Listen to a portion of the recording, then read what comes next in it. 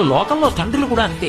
ఎందుకో కానీ మరి ఆడపిల్ల మీద ఎక్కువ ప్రేమ ఉంటుంది. బహుశా కొడుకు దగ్గరికి నేను ఎప్పుడైనా వెళ్ళగలను, కొడుకు నా దగ్గరికి ఎప్పుడైనా వస్తాడు, కానీ కూతురు దగ్గరికి వెళ్ళిన నాళ్ళు ఉండలేను కదా.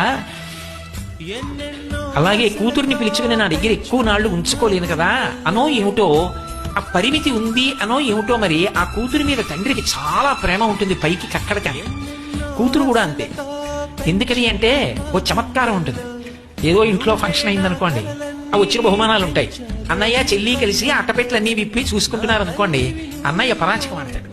ఏమంటాడంటే, ఇవన్నీ మాకు వచ్చినవి నీకెందుకే, ఇవన్నీ ఏమైనా మంచి ఉంటే పట్టుకోదామనే అంటాడు. ఎవరు? ఇద్దరూ కలిసి ఆ ఇంట్లో పుట్టిన వాళ్ళు. నోరు మీరా, నాకేం అక్కర్లేదు, మీ బావగారు నేను అడిగితే బోల్డ్ అని కొని పెడతారు అని పొడుచుకు చెప్తుంది. ఎన్ని మాటలు చెప్తుందో నాన్నగారండి, అన్నయ్య అలా అంటాడు, ఈ పెట్లు కానీ నేను ఇప్పుడు ఇప్పానంటే అంటుంది. అది బాధ. ఈ ఇంటి పిల్లని అంత మాట అంటారా?